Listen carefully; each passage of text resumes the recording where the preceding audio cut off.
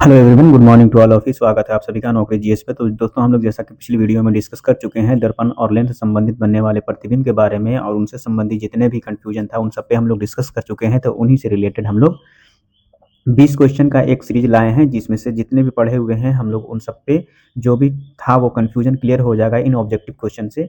और ये बहुत ही इंपॉर्टेंट क्वेश्चन है, एग्जाम ओरिएंटेड क्वेश्चन है। उन सब पे हम लोग बारी बारी से डिस्कस करेंगे ताकि हमारा सारा कंफ्यूजन क्लियर हो जाए। जो भी पीछे पढ़े हैं वो हमें याद आ जाए कि हम कितना पढ़े हैं, कितना हमारा गेन है, कितना हम लॉस कर चुके हैं। तो हम लोग स्टार्ट करते हैं क्वेश्चन नंबर 1 से। जैसा कि स्क्रीन पर आपको दिख रहा है कि प्रकाश के परावर्तन का नियम क्या है। तो दोस्तों, हम लोग प्रकाश के परावर्तन के नियम में यही जाने थे कि प्रकाश के आपतित किरण, परावर्तित किरण तथा आपतन बिंदु पर डाला गया अभिलंब तीनों एक सिद्ध में होता है, तथा आपतित किरण, आपतन कोण और परावर्तन कोण दोनों आपस में बराबर होता है। तो हम लोग इसमें ऑप्शन नंबर बी में जो दिख रहा है कि आपतन कोण बराबर परावर्तन कोण, तो हम लोग कह सकते हैं क्वेश्चन नंबर फर्स्ट का option number B is a right answer.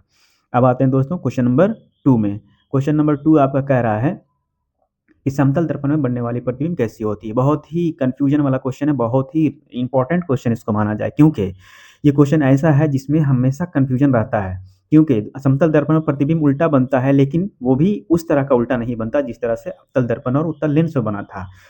समतल दर्पण में उल्टा प्रतिबिंब बस दाहिने का बाएं और बाएं का दाहिने लेटरल इन्वर्टेड होता है। इसमें हम लोग कहेंगे कि समतल दर्पण में बनने वाला प्रतिबिंब वास्तविक नहीं होता है, बिल्कुल नहीं। तो कहेंगे उल्टा भी नहीं बनता, बड़ा भी नहीं बनता, वस्तु के बराबर होता है। इसमें आभासी प्रतिबिंब बनता है। आभासी प्रतिबिंब मतलब आभासी और सीधा नहीं बल्कि लेटरल इन्वर्टेड, मतलब दाहिने का बाएं और बाएं का दाहिने। तो option B is right answer. Question number 3 में चलते हैं दोस्तों। क्वेश्चन नंबर 3 में है कि अवतल दर्पण किस प्रकार की किरणों को एक बिंदु पर अभिसारित कर देती है। तो एक एक बिंदु पर अभिसारित करने वाली कौन सी किरणों को वो करती है। तो जाहिर सी बात है कि जो समानांतर किरणें आती है आनंद से, उन सभी किरणों को अवतल दर्पण एक बिंदु पर अभिसारित कर देती है। इसीलिए इसका प्रयोग खाना बनाने वाले कुकर में भी प्रयोग किया जाता है अवतल दर्पण का, ताकि सूर्य से आ रही किरणों को एक ही बिंदु पर अभिसारित कर देती है। अभिसारित मतलब होता है इकट्ठा एक जगह करना, अपसारित मतलब अपार अपार कर देना, मतलब छितरा देना। बस इसे रिलेट करके याद रखिएगा। तो अभिसारी मतलब एक बिंदु पे फोकस कर देना, तो वो कौन करता है? अवतल दर्पण। तो कैसी किरणों को? तो समानांतर किरणों को, जो आनंद से आ रही होती है। तो क्वेश्चन नंबर 3 का option number C is a right answer. अब आते हैं क्वेश्चन नंबर 4 में। क्वेश्चन नंबर 4 है लेंस में प्रकाश के मुड़ने की प्रक्रिया क्या कहलाती है। तो लेंस में प्रकाश के मुड़ने की प्रक्रिया क्या कहलाती है, इसके बारे में हम लोग जानने से पहले इसके नियम को जानेंगे कि अपवर्तन के नियम में क्या होता है। तो अपवर्तन का नियम वही होता है कि जिसमें प्रकाश की किरणें एक माध्यम से दूसरे माध्यम में जाते समय अपने पाथ को वो डाइवर्ट करती है, मतलब या तो अभिलंब की ओर मुड़ती है, अभिलंब से दूर जाती है। तो इसमें कहेंगे कि लेंस में प्रकाश के मुड़ने की प्रक्रिया क्या कहलाती है, तो अपवर्तन कहलाती है। तो हम लोग क्या कहेंगे? क्वेश्चन नंबर 4 का option number C is a right answer. अब आते हैं क्वेश्चन नंबर 5 में। क्वेश्चन नंबर 5 में है कि अपवर्तनांक किसका माप है। अपवर्तनांक डायरेक्टली आप आ जाइए प्रकाश की गति पे, क्योंकि अपवर्तनांक में दर्पण से कोई लेना देना नहीं है, दर्पण की ऊंचाई में कोई लेना किसका माप है, तो प्रकाश की गति का, दर्पण का नहीं, माध्यम की सघनता का नहीं, दर्पण की ऊंचाई का नहीं। तो क्वेश्चन नंबर 5 का option number A is a right answer. अब आते हैं क्वेश्चन नंबर 6 में। वक्रता केंद्र वक्र वक्र दर्पण के केंद्र बिंदु को क्या कहते हैं। हम लोग आप वीडियो बना चुके हैं, उसमें दर्पण और दर्पण से संबंधित जितने भी वर्ड हैं उन सबको बारी बारी से हिंदी और इंग्लिश दोनों लैंग्वेज के साथ उसमें दर्शाया हुआ है। आप ना हो तो कंफ्यूजन हो तो वीडियो पर जाकर देख सकते हैं। उसमें है वक्र दर्पण के मुख्य बिंदु को क्या कहते हैं। तो उसमें सेंटर ऑफ कर्वेचर यानी वक्रता केंद्र कहते हैं। तो क्वेश्चन नंबर 6 का option C is a right answer. अब आते हैं क्वेश्चन नंबर 7 में। क्वेश्चन नंबर 7 है अवतल दर्पण का फोकस कहाँ होता है।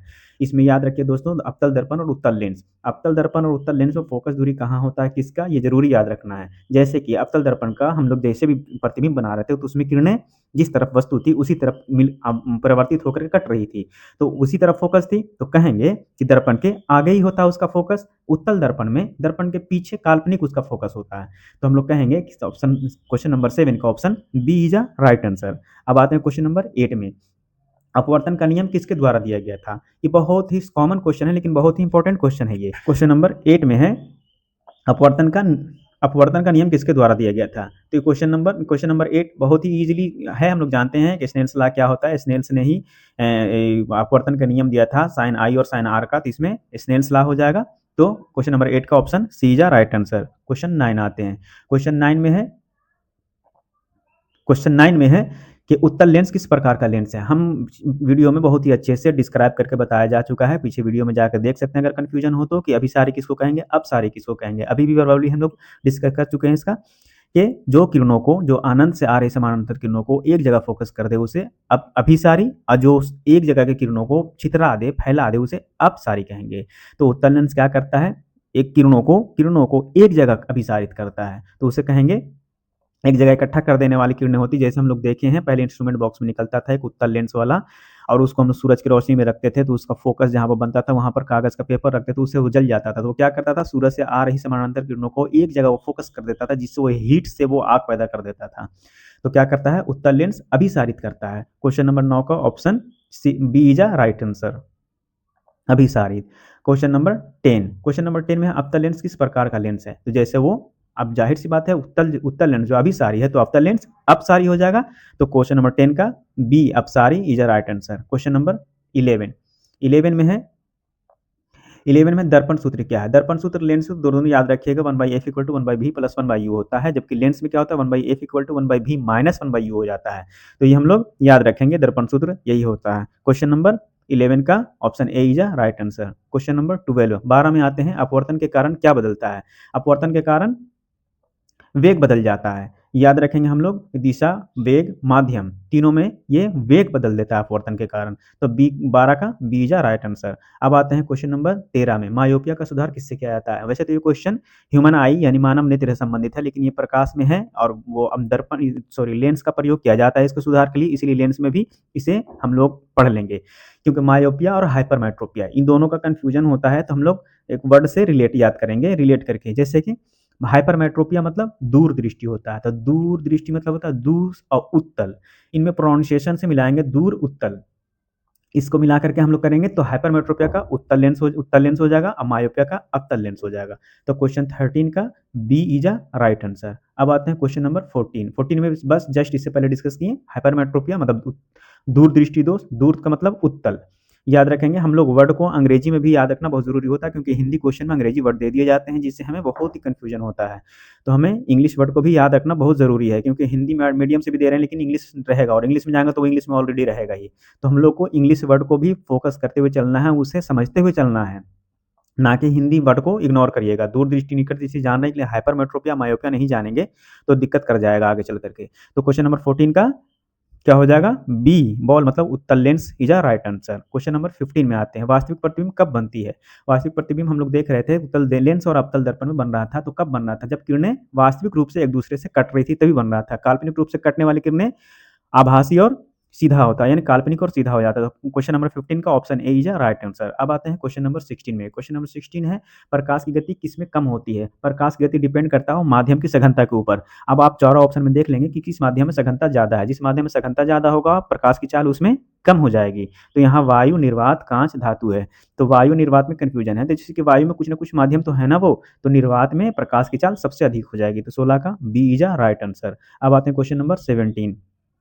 क्वेश्चन नंबर 17 में है, क्वेश्चन नंबर 17 है दोस्तों, कौन सा दर्पण गाड़ी के पीछे देखने में प्रयोग होता है। जाहिर सी बात है क्वेश्चन बहुत हाईलाइटेड है, बहुत पॉपुलर क्वेश्चन, बार बार पूछे जाने वाले क्वेश्चन है।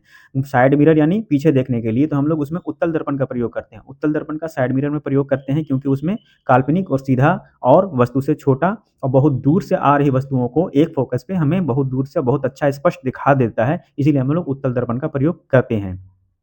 जाहिर सी बात है उत्तल दर्पण गाड़ी को सीधा प्रतिबिंब बनाएगा, तभी तो हम पीछे से आ रही वस्तुओं को सही से भांप पाएंगे कि वो कहाँ कितनी दूरी पे है। अगर वो उल्टा बनाएगा तो हमें बहुत ही कंफ्यूजन होगा, वो एक्सीडेंट होने का डर होता है, इसीलिए उत्तल दर्पण का प्रयोग करते हैं हम लोग उसमें। उसका दृष्टि क्षेत्र बहुत ही काफी विस्तृत होता है। तो हम लोग ये प्रॉपर्टी भी याद करते चलेंगे, कभी कभी पूछ देता है ऐसे क्वेश्चनों को। तो क्या होगा, कौन सा दर्पण, तो उत्तल दर्पण। क्वेश्चन नंबर 17 का option A is a right answer. अब आते हैं क्वेश्चन नंबर 18 में। क्वेश्चन नंबर 18 है, अपवर्तन का मुख्य कारण क्या है, क्यों अपवर्तन होता है। तो जाहिर सी बात है अपवर्तन तभी होता है जब प्रकाश की किरणें एक माध्यम से दूसरे माध्यम में बदलती है। तो 18 का option A is a right answer. अब आते हैं क्वेश्चन नंबर 19 पे। क्वेश्चन नंबर 19 है दोस्तों, परावर्तन में कौन सा तत्व स्थिर रहता है। परावर्तन में हम लोग जाहिर सी बात है जान रहे हैं कि आपतित किरण, परावर्तित किरण तथा आपतन बिंदु पर डाला गया अभिलंब तीनों एक सिद्ध में होता है, तथा आपतन कोण और परावर्तन कोण दोनों बराबर होता है। तो यहाँ परावर्तन कोण, क्योंकि आपतन कोण जितना रखेंगे तो परावर्तन कोण उतना ही स्थिर रहेगा, तो इसलिए option C is a right answer. 19 का option C is a right answer. Question number 20 दोस्तों, जिससे हम लोग पहले भी डिस्कस कर चुके हैं कि लेंस सूत्र क्या होता है। तो लेंस सूत्र क्या होता है, जैसे दर्पण सूत्र 1/v प्लस 1/u होता है, इसमें 1/v माइनस 1/u होता है। बस यही याद रखना है इसमें। और उसके अलावा r = 2f होता है या f = r/2 होता है।